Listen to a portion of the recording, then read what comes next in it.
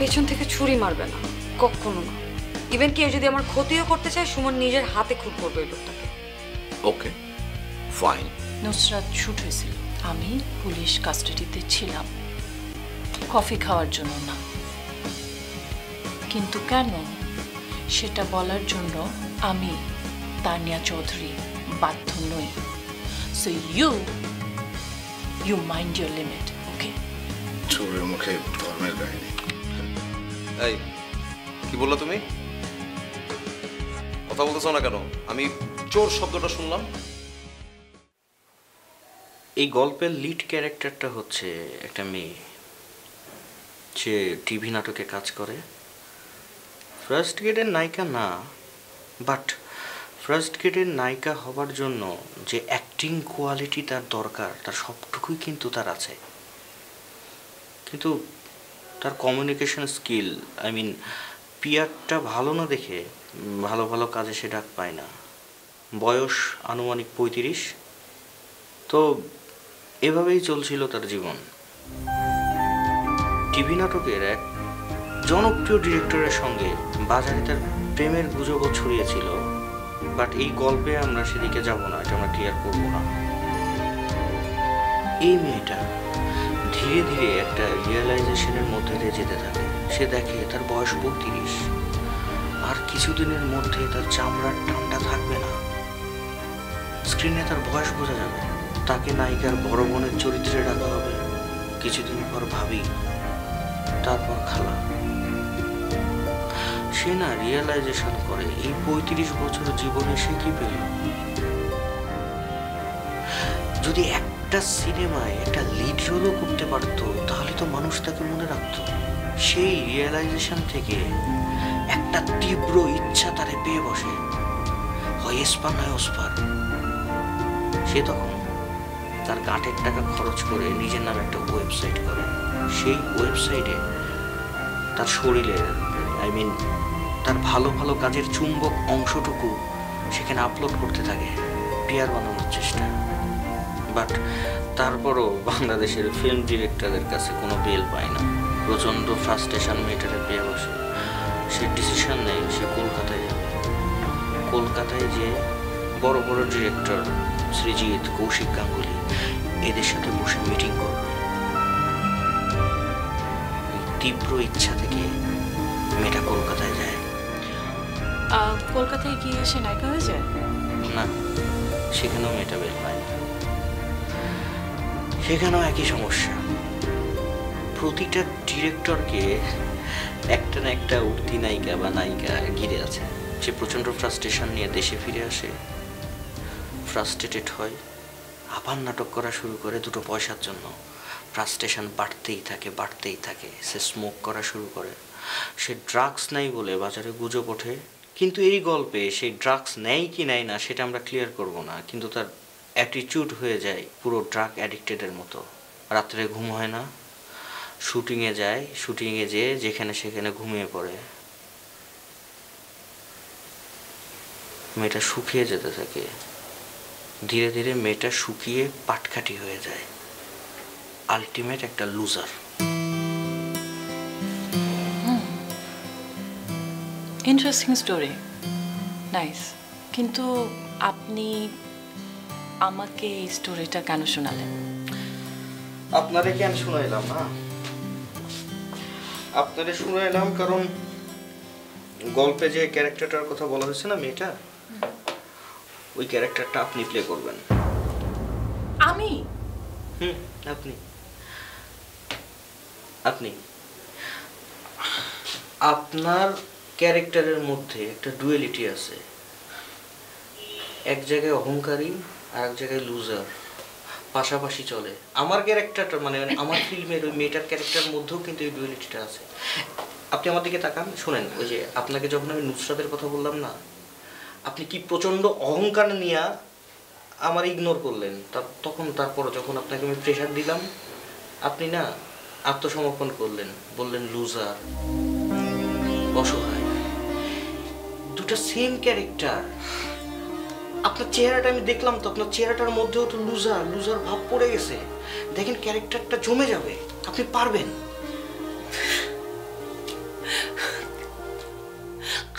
Mad ভাই, I am not an actor. আরে আমি তো ক্যামেরার সামনে কোনোদিন দাঁড়াইনি, কি বলেন? জানি তো আপনি অ্যাক্টর না। অ্যাক্টিংটা কি? অ্যাক্টিং হচ্ছে অল অ্যাবাউট স্মার্টনেস। এটা আপনার মধ্যে আছে। শুনেন শুনেন, এদিকে তাকান আমার দিকে। যার হয় না, 1000 বছরের চেষ্টা করলেও হয় না, তার অ্যাক্টিংটা হয় না। আর যার হয়, ক্যামেরার সামনে অ্যাট এ গ্লাস দাঁড়াবে, তার হয়ে যায়। আরে ভাইয়া, আমি আপনাকে শিখিয়ে নেব, 3-4 মাস ভ্রমণ করবো, হ্যাঁ, আপনি শিখে যাবেন, আপনার কোনোই কষ্ট হবে না।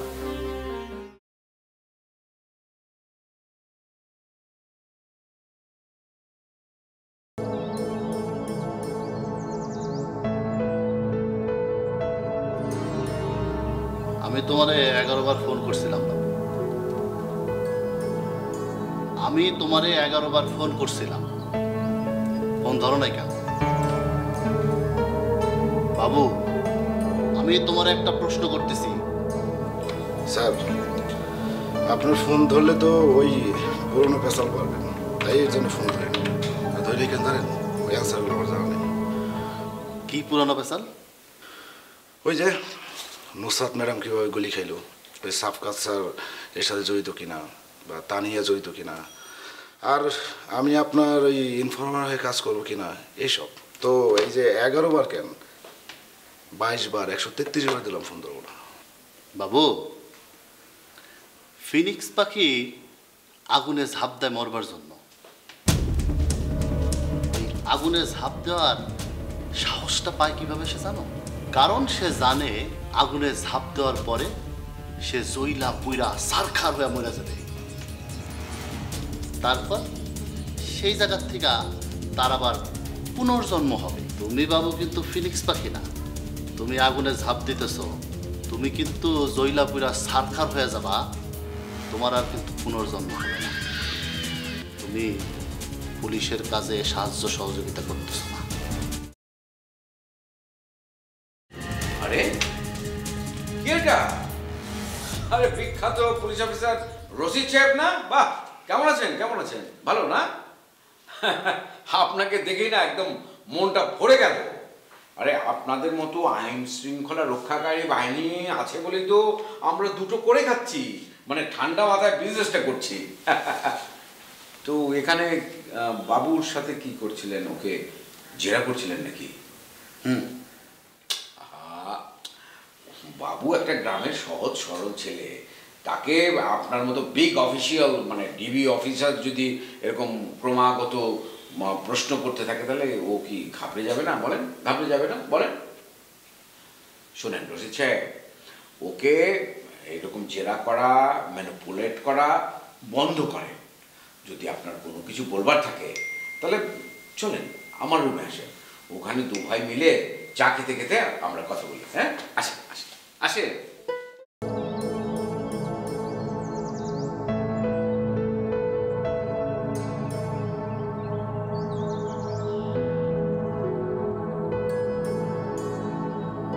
খোকন, খোকন,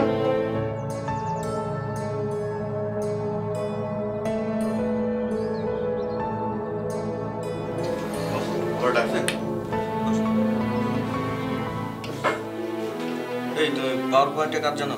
জানো না? গুড, ধরো ল্যাপটপটা নাও। ল্যাপটপটা নিয়ে তুমি যেটা করবা সেটা হচ্ছে পাওয়ার পয়েন্টে আমার ফিল্মের প্রেজেন্টেশন তৈরি করবা। এই প্রেজেন্টেশনটা নিয়ে আমি বিভিন্ন অ্যাড কোম্পানি, এজেন্সি, কর্পোরেট অফিসে মুভ করব।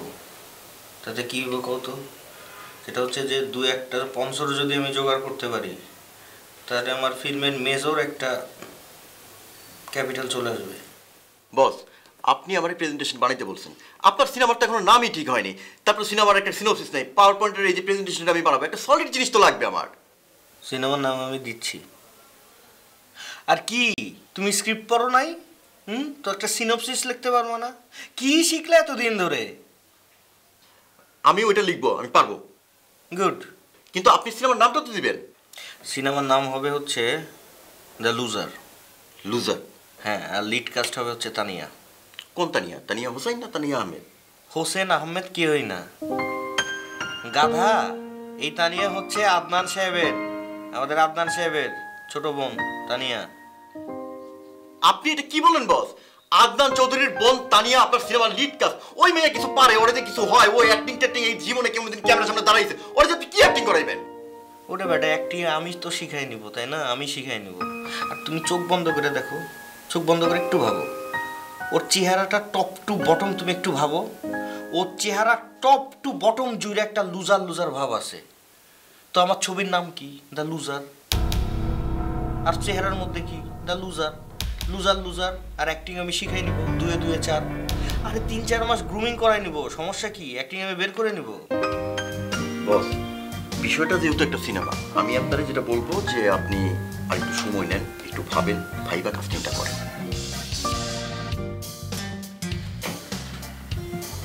খোকন, আমি তো তোমার কাছে কোনো অপশন চাইনি। আমি খালি আমার ডিসিশনটা তোমাকে জানাই দিয়েছি, তুমি খালি এক্সিকিউট করবে। যাও, প্রেজেন্টেশনটা তৈরি করো আর সিনোপসিসটা ভালোভাবে করবা। করতেছি।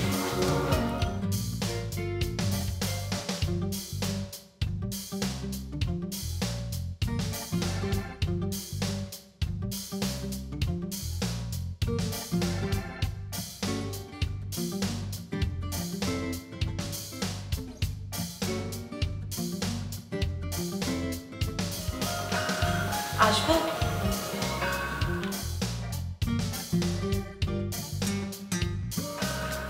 আসবো কথাটার তো একটা মিনিং আছে, তাই না? যে একটা মানুষ আমার দরজার বাইরে থেকে আমার পারমিশন নেবে যে আপনার রুমে আসবো কিনা। আমি পারমিশন দিলে সে আসবে। আমার মুখের সামনে দাঁড়ায় তো আসবো বলার কোনো মানে নেই। বুঝি দাঁড়ায় বলে ফেলতে পারলে ভালো, কারণ তোমার সাথে খুব বেশি কথা বলার ইন্টারেস্ট আমার নাই। মানে যত বেশিক্ষণ বসবা, অত বেশি কথা বলবা, অত কথা আমি আসলে নিতে পারবো না।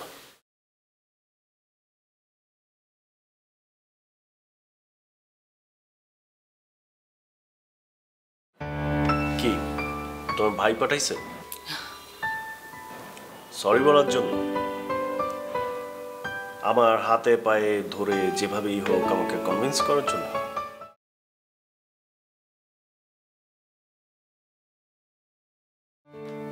এক কাজ করো, এই নাও কাগজ, এই যে কলম, এখানে লিখতে থাকো I am sorry, I am sorry. মানে বাচ্চারা যেরকম হাতের লেখা প্র্যাকটিস করে না ছোটবেলায়, সেরকম করে। আমার সময় হলে আমি পড়ে নেবো না। রাজীব, বিলিভ মি, ভাইয়া আমাকে পাঠায় নাই। I wanted to talk to you. কিন্তু সেম ইন্টারেস্টটা তো আমারও থাকতে হবে, তাই না? আমি তো তোমার সাথে কোনো রকমের কোনো কথা বলতে চাই না। আর আমার অফিসে তো পাতাবাহার গাছও নাই। তুমি এক কাজ করো, বাসায় চলে যাও। তোমাদের ছাদে নিশ্চয়ই পাতাবাহার গাছ আছে। ওই গাছের কাছে তুমি সামনে দাঁড়িয়ে তোমার বোনের যত কথা আছে ছেড়ে দাও। রাজীব, প্লিজ বোঝার চেষ্টা করো।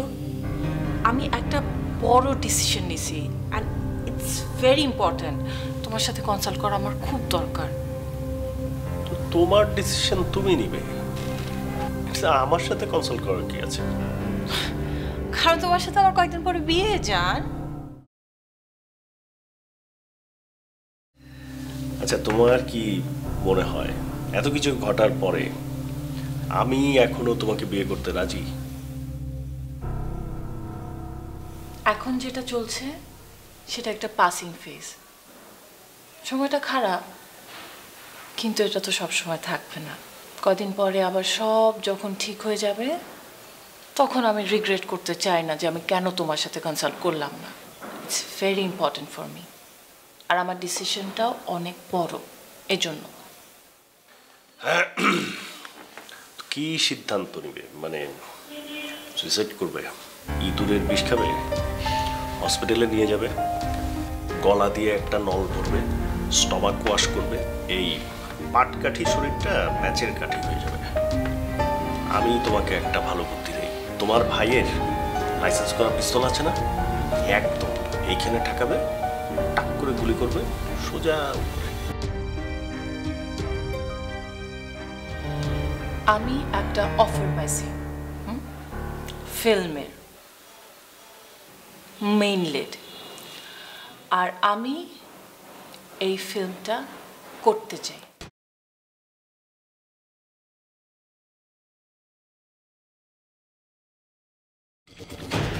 আপনি আমাকে কোঅপারেট করেন না।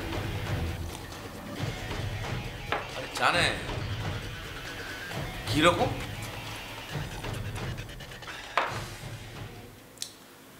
আপনি আমাকে বলছিলেন যে আপনি তানিয়ার সাথে কথা বলবেন এবং আসল সত্যটা বের করার চেষ্টা করবেন এবং তারপরে সেটা আমাকে জানাবেন।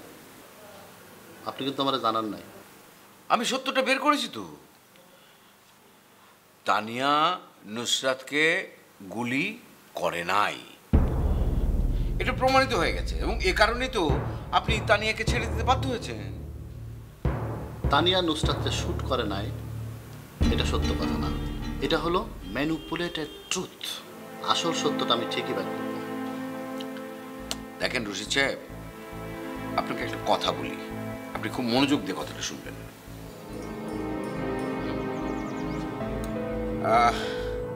আপনার ক্যালিবার সম্পর্কে আমার কোনো সন্দেহ নাই, কোনো আগ্রহ নাই, কোনো কিছুই নাই, ঠিক আছে? কিন্তু আপনার মধ্যে একটা ঝামেলা আছে, বড় ধরনের ঝামেলা। আপনি কথায় যতটা পটু, কাজে কিন্তু অতটা আপনি পটু না। মানে আপনি প্রথমে বললেন যে মডেল তমা খুন হয়েছে, এই সত্যটা আমি বের করব। পারলেন না। এরপরে বললেন রাজীব, মানে আমাদের রাজীব সালেহিনের উপরে যে গুলি করা হলো সেই সত্যটা আপনি বের করবেন। কোথায়? পারলেন না তো। তারপরে এখন নুসরাতের উপরে গুলি করা হলো, আপনি বললেন এবার আমি সত্যটা বের করে ফেলব। কোথায়? কিছুই তো পারলেন না। কিছু মনে করবেন না। আপনার অবস্থা থেকে আমার কি মনে হচ্ছে জানেন, মানে একজন ডিবি অফিসার হিসেবে খুবই ইনএফিশিয়েন্ট একজন ডিবি অফিসার, কিচ্ছু পারেন না আপনি। আসল সত্যটা আমি ঠিকই বের করছি, আপনি প্রত্যেকবার ম্যানিপুলেট করছেন। আপনি ক্যাসিনোতে গিয়ে জুয়া খেলেছেন কখনো? মানে ক্যাসিনো, যেখানে জুয়া খেলা হয়, একটা বিশাল জায়গা জুড়ে জুয়া খেলা হয়, তাকে বলে ক্যাসিনো। সেখানে গিয়ে কখনো জুয়া খেলেছেন? না। না। আপনি একটা ক্যাসিনোতে ধরেন জুয়া খেলতে গেলেন, আপনি রোলেট খেলা শুরু করলেন, দেখা গেল যে আপনি প্রথমে 1 পট 2 পট জিতে গেলেন এবং আপনাকে মানে আপনার জুয়ার একটা নেশায় পেয়ে গেল আপনাকে। তখন আপনি অনবরত খেলছেন, এক পর্যায়ে আপনি হারতে শুরু করে দিলেন এবং জুয়ার নেশা আপনাকে তো ততক্ষণে পেয়ে বসেছে এবং আপনি মজাও পাচ্ছেন। আপনি বুঝতেই পারছেন না যে আপনি ক্রমাগত হেরে চলেছেন। এক পর্যায়ে গিয়ে আপনি একদম সর্বশান্ত। আর একটা ক্যাসিনোর মূল কথা কি হচ্ছে জানেন? At the end of the day house wins. আর হাউস মানে কে জানেন তো? ক্যাসিনো কর্তৃপক্ষ। আমার এইসব কথা শোনাইতেছে না। শোনাচ্ছে এই কারণে যে পুরো পৃথিবীটাই হচ্ছে একটা ক্যাসিনো, আর এখানে হাউস মানে কর্তৃপক্ষ হচ্ছে আমরা, এই বিজনেসম্যানরা। আমরা সারাক্ষণ শুধু জিতবই, আমাদেরকে হারাতে পারবেন না। সুতরাং আপনি আমার সাথে লাগতে আসবেন না, আপনি পারবেন না, বারবার আপনি হেরে যাবেন। বাদ দেন না ভাই। শোনেন, আপনি পুলিশে চাকরি করছেন, বেতন টেতন পাচ্ছেন, একটা সুন্দরী মেয়ে দেখে বিয়ে শাদী করে ফেলেন, সংসার করেন, এগুলো কি? হ্যাঁ,